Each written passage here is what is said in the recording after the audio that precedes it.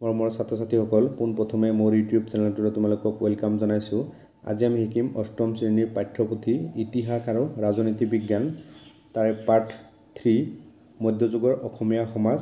ইয়াৰ অনুশীলনীৰ আটাইকেইটা প্ৰশ্ন উত্তৰ অতি চমুকৈ লৈ আহিছোঁ আৰু লগতে কিছুমান অতিৰিক্ত প্ৰশ্ন লৈ আহিছোঁ। গতিকে তোমালোকে ভিডিঅ'টো শেষলৈকে চাবা বুলি আশা কৰিছোঁ আৰু চেনেলটো ছাবস্ক্ৰাইব কৰি দিবা।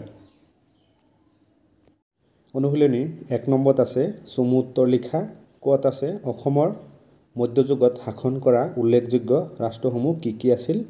ইয়াৰ আনসাৰ হ'ব অসমৰ মধ্যযুগত শাসন কৰা উল্লেখযোগ্য ৰাষ্ট্ৰসমূহ আছিল কামৰূপ কমতা, চুতীয়া, বৰভূঞা, কছাৰী আৰু আহোম।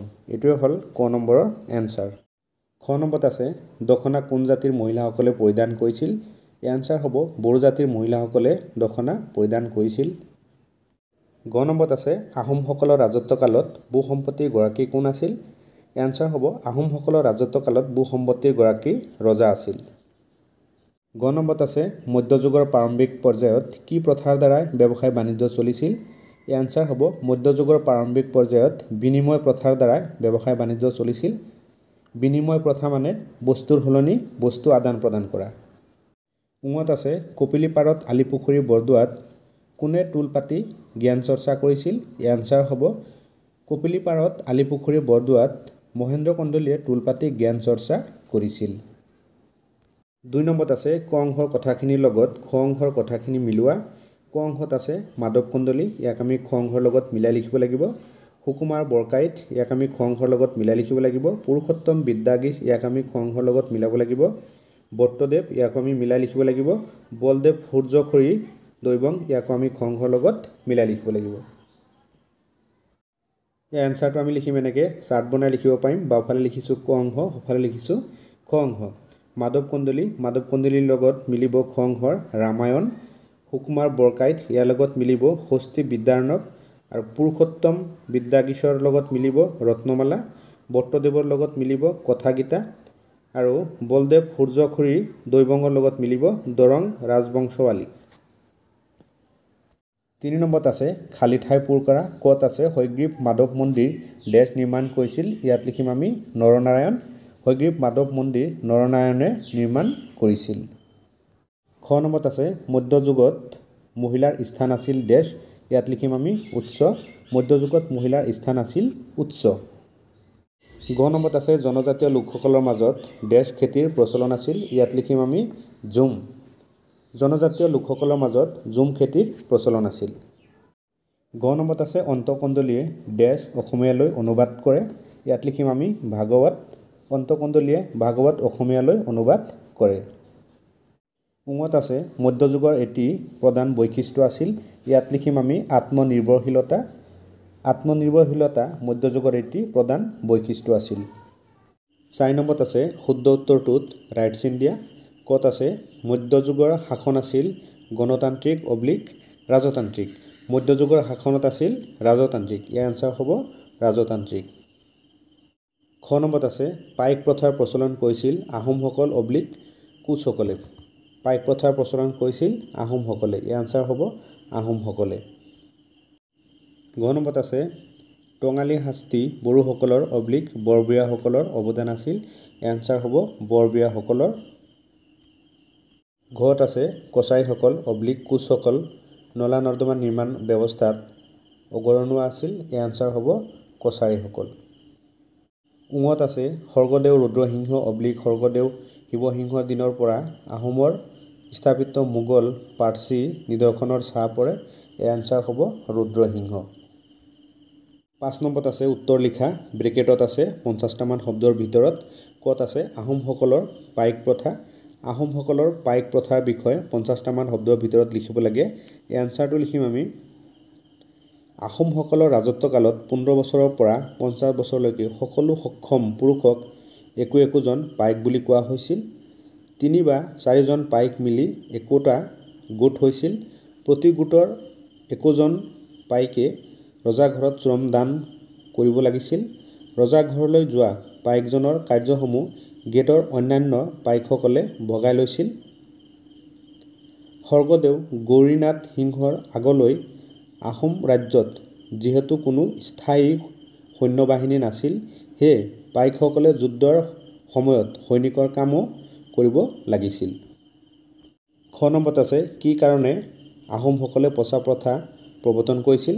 এই আনচাৰ হ'ব আহোমসকলে সীমান্তৱৰ্তী পাহাৰীয়া জাতিসমূহৰ লগত বিশেষ বন্দোবস্ত কৰিছিল।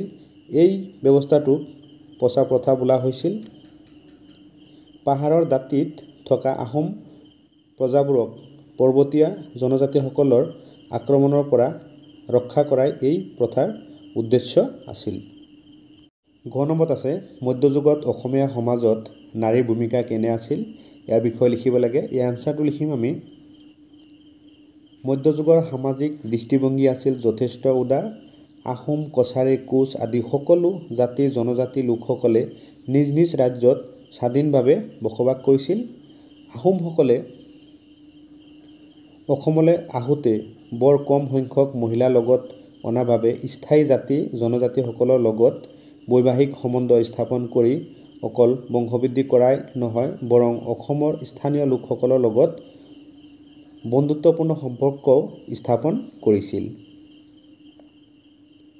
মধ্যযুগত মহিলাসকলক সন্মানৰ চকুৰে চোৱা হৈছিল। ক্ষেত্ৰ বিশেষে মহিলাসকলে দেৱালত নৰ্তকীৰ কাম কৰিছিল, বোৱা কটা আৰু চোৰাংচোৱাৰ কামো কৰিছিল। মধ্যযুগৰ মহিলাসকলে কেৱল ঘৰুৱা কাম-কাজতে নিজকে আবদ্ধ নাৰাখি তেওঁলোকে সময় সাপেক্ষে যুদ্ধতো অংশগ্ৰহণ কৰাৰ উপৰিও বা সিংহাসনত বহি ৰাজ্য শাসনো কৰিছিল। ৰুচিসম্পন্ন স্বকীয় সাজপাৰ আৰু আ-অলংকাৰ পৰিধান কৰা সেই সময়ৰ ৰমণীসকলক সমাজত যথেষ্ট সন্মান কৰা হৈছিল। সৰ্বভাৰতীয় দৃষ্টিকোণৰ পৰা চাবলৈ গ'লে তুলনামূলকভাৱে অসমীয়া সমাজত মহিলাক সন্মানৰ চকুৰে চোৱা হয়। অসমীয়া সমাজত মহিলাৰ স্থান উচ্চ। সম্ভৱতঃ এই পৰম্পৰা তাহানিৰ পৰাই আৰম্ভ হৈছিল। গ নম্বৰত আছে মধ্যযুগৰ কৃষি ব্যৱস্থা। এই আনচাৰটো লিখিম। মধ্যযুগত অসমৰ অৰ্থনীতিৰ মূল ভেটি আছিল কৃষি। জনসাধাৰণৰ প্ৰধান বৃত্তি আছিল কৃষি। ঋতুভেদে পৃথক পৃথক শস্যৰ খেতি কৰা হৈছিল। ধান, মাহজাতীয় শস্য, তেলজাতীয় শস্য, কুঁহিয়াৰ, মৰাপাট, কপাহ, বিভিন্ন ধৰণৰ ফল-মূল, শাক-পাচলি আদি আৱশ্যকীয় সামগ্ৰী অসমীয়া মানুহে উৎপাদন কৰিছিল। পাহাৰ অঞ্চলত প্ৰধানত খলপীয়া কৃষি পদ্ধতিৰ সহায়ত ফল-মূলৰ খেতি কৰিছিল। জনজাতীয় লোকসকলৰ মাজত ঝুম খেতিৰ প্ৰচলন আছিল। ডোং বান্ধি বৰষুণৰ পানী জমা ৰাখি খেতি পথাৰত পানী দিয়াৰ ব্যৱস্থা আছিল। এইটোৱে হ'ল গ নম্বৰৰ এনচাৰ। ঙত আছে কছাৰীসকলৰ স্থাপত্য বিদ্যাৰ উল্লেখযোগ্য দিশবোৰ কি কি আছিল? এই এনচাৰ হ'ব কছাৰীসকল স্থাপত্য ভাস্কৰ্য শিল্পকলাত উচ্চ খাপৰ আছিল। যি সময়ত আহোমসকলে ইটাৰ ব্যৱহাৰ জনা নাছিল, সেই সময়তে কছাৰীসকলৰ ৰাজধানী ডিমাপুৰ তিনিফালে ইটাৰ বেৰেৰে ঘেৰা আছিল। কছাৰীসকলৰ স্থাপত্য বিদ্যাত বংগদেশৰ মুছলমানসকলৰ গৃহ নিৰ্মাণ প্ৰণালীৰ প্ৰভাৱ দেখা যায়। তেওঁলোকে নানা ৰকমৰ চিত্ৰ খোদিত স্তম্ভ গৃহ নিৰ্মাণ ব্যৱহাৰ কৰিছিল। কছাৰীসকলৰ ৰাজধানী ডিমাপুৰ নগৰৰ ভিতৰত বহুতো ধুনীয়া ধুনীয়া পুখুৰী আছিল। কছাৰীসকল নলা-নৰ্দমা নিৰ্মাণ ব্যৱস্থাটো আগৰণুৱা আছিল। এইটোৱে হ'ল ঙৰ এনচাৰ। 6 নম্বৰত আছে মধ্যযুগত অসমৰ অৰ্থনৈতিক কাম-কাজৰ ওপৰত এটি টোকা প্ৰস্তুত কৰা। এনচাৰ লিখিম। মধ্যযুগত অসমৰ অৰ্থনীতিৰ মূল ভেটি আছিল কৃষি। জনসাধাৰণৰ প্ৰধান বৃত্তি আছিল কৃষি। ঋতুভেদে পৃথক পৃথক শস্যৰ খেতি কৰা হৈছিল। ধান, মাহজাতীয় শস্য, তেলজাতীয় শস্য, কুঁহিয়াৰ, মৰাপাট, কপাহ, বিভিন্ন ধৰণৰ ফল-মূল, শাক-পাচলি আদি আৱশ্যকীয় সামগ্ৰী অসমীয়া মানুহে উৎপাদন কৰিছিল। পাহাৰ অঞ্চলত প্ৰধানত খলপীয়া কৃষি পদ্ধতিৰ সহায়ত ফল-মূলৰ খেতি কৰিছিল। জনজাতীয় লোকসকলৰ মাজত ঝুম খেতিৰ প্ৰচলন আছিল। আমি ইয়াৰ পিছৰ পেৰাগ্ৰাফটো লিখিম। কৃষকে খেতিৰ মাটিৰ বাবদ ৰজাক কৰ সোধাব লাগিছিল। প্ৰতিজন পাইকে ৰাজ্যৰ হকে কাম কৰি দিয়াৰ বাবদ দুপাৰাকৈ খাজনাহীন মাটি ভোগ কৰিছিল। মধ্যযুগত অসমখন ক্ষুদ্ৰ আৰু কুটীৰ শিল্পৰ ক্ষেত্ৰত যথেষ্ট আগবঢ়া আছিল। সেই সময়ত প্ৰতিটো পৰিয়ালৰ ঘৰতে তাঁতশাল আছিল। কামৰূপৰ কুমটাৰ কোনো কোনো অঞ্চলত পুৰুষ মহিলা উভয়ে পেছাদাৰী শিপিনী আছিল। আমি আৰু এটা পেৰাগ্ৰাফ লিখিব লাগিব। মধ্যযুগত বাণিজ্যিক আদান প্ৰদান আছিল যথেষ্ট সীমিত। আত্মনিৰ্ভৰশীলতাই সেই যুগৰ এটি প্ৰধান বৈশিষ্ট্য আছিল। আনৰ পৰা বস্তু অনা বা আনক বস্তু দিয়াটো বিশেষভাৱে পৰিলক্ষিত নহৈছিল। আহোমসকলে ওচৰ চুবুৰীয়া জনজাতিসকলৰ লগত বাণিজ্যিক সম্পৰ্ক স্থাপন কৰিছিল। কোচ ৰজাসকলৰ দিনত ব্যৱসায় বাণিজ্যই যথেষ্ট প্ৰসাৰ লাভ কৰিছিল। ব্যৱসায় বাণিজ্যৰ উন্নতিৰ বাবে কোচ ৰজাসকলে কেতবোৰ ব্যৱস্থা হাতত লৈছিল।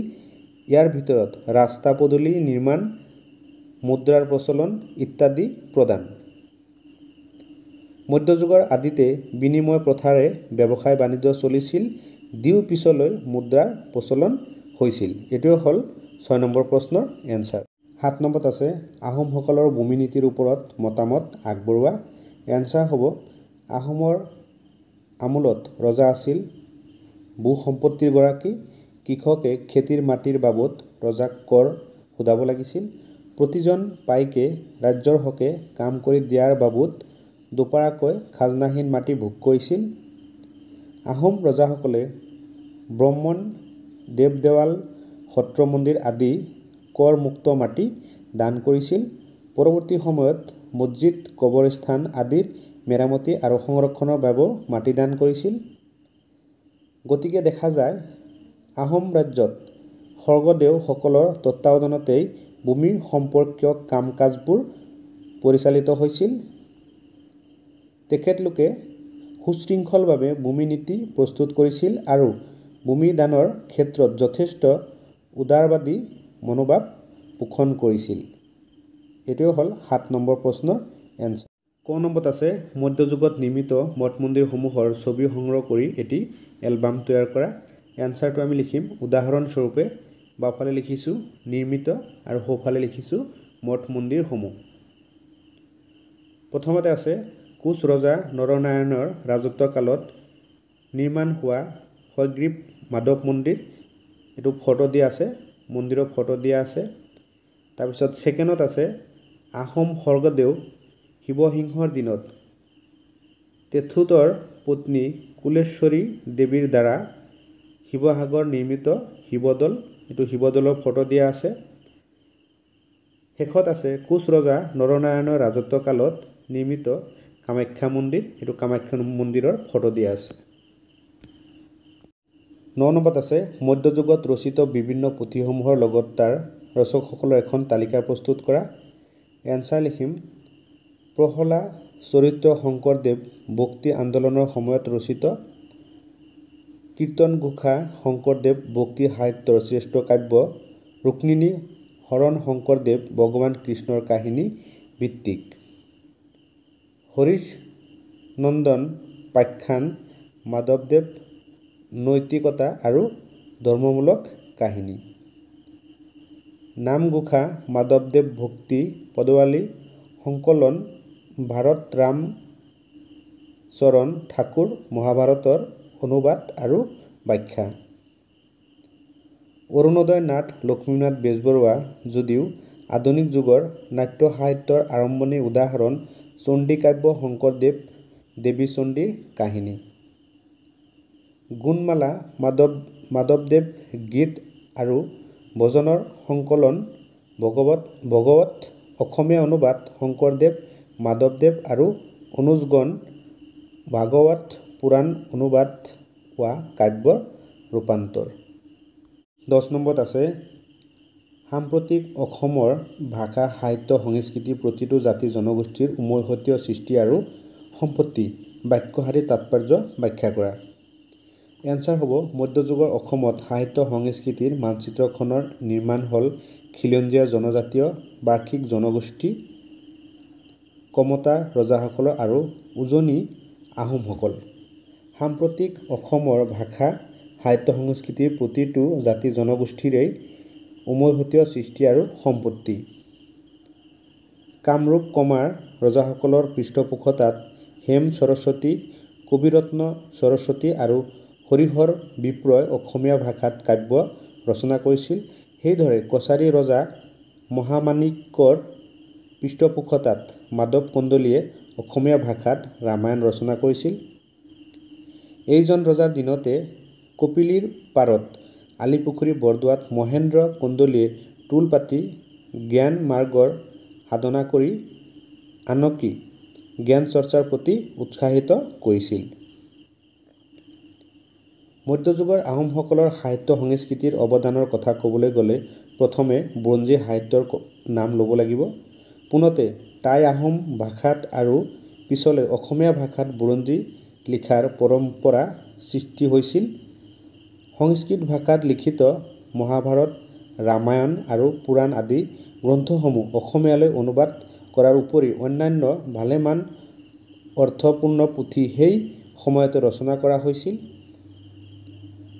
শিৱসিংহ আৰু ৰাণী অম্বিকাৰ আজ্ঞামতে সুকুমাৰ বৰকাইতে হস্তী বিদ্যায়ন পুথি ৰচনা কৰিছিল।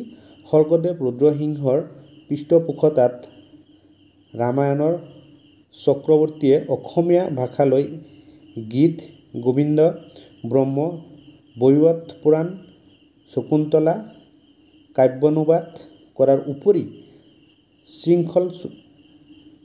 সুশৃংখলবদ্ধ কাব্য ৰচনা নকৰিছিল। আমি আৰু এটা পেৰাগ্ৰাফ লিখিব লাগিব। দৰঙীয়া কোচ ৰজাসকলৰ পৃষ্ঠপোষকতাত সুকবি নৰনাৰায়ণ দেৱে অসমীয়া পদ্মপুৰাণ আৰু বলদেৱে সূৰ্যখৰী দৈবাংগই দৰং ৰাজবংশীৱালী ৰচনা কৰিছিল। কোচসকলৰ শ্ৰেষ্ঠ ৰজা নৰনাৰায়ণৰ ৰাজত্বকালত ৰাম সৰস্বতীয়ে মহাভাৰত পুৰুষোত্তম বিদ্যাগীষীয়ে সংস্কৃত ভাষাত ৰত্নমালা ব্যাকৰণ লিখে।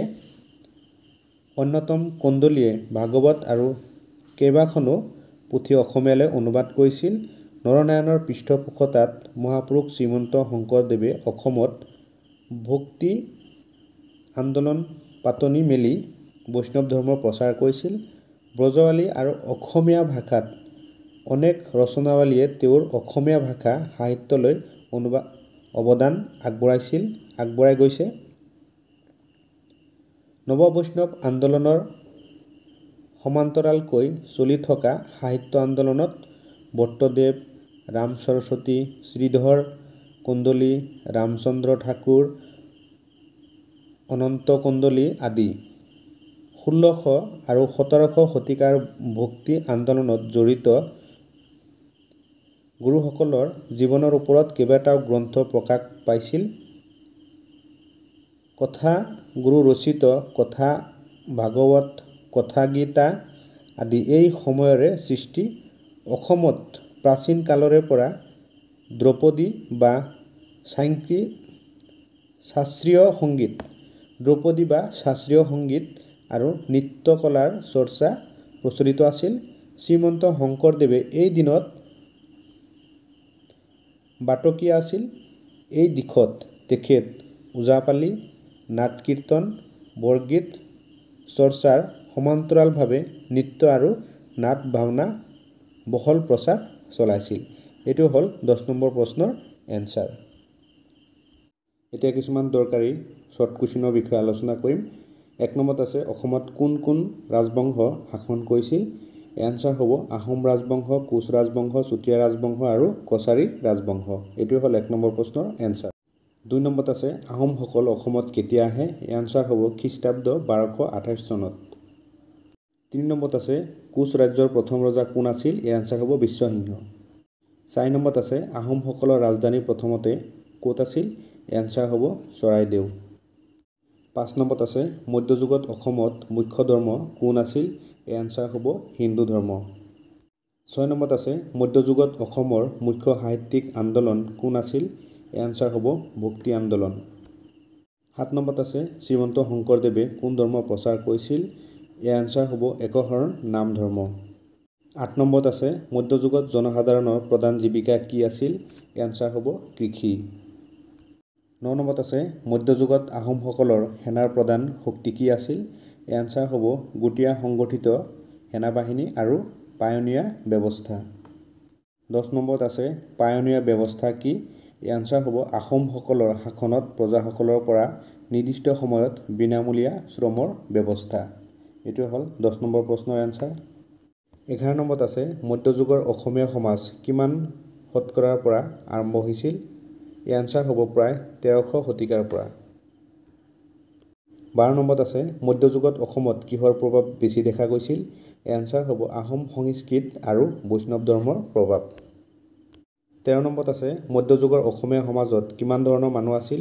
এই আনসাৰ হ'ব ৰাজ পৰিষদ, কৃষক, কাৰিকৰ, সৈনিক আদি। এইটো হ'ল 13 নম্বৰ প্ৰশ্নৰ আনসাৰ। 14 নম্বৰত আছে আহোমসকল অসমত কিমান বছৰ শাসন কৰিছিল? ইয়াৰ আনসাৰ হ'ব প্ৰায় 600 বছৰ। 15 নম্বৰত আছে মধ্যযুগৰ অসমীয়া সমাজৰ মুখ্য অৰ্থনৈতিক পেছা কি আছিল? ইয়াৰ আনসাৰ হ'ব কৃষি কাৰ্য।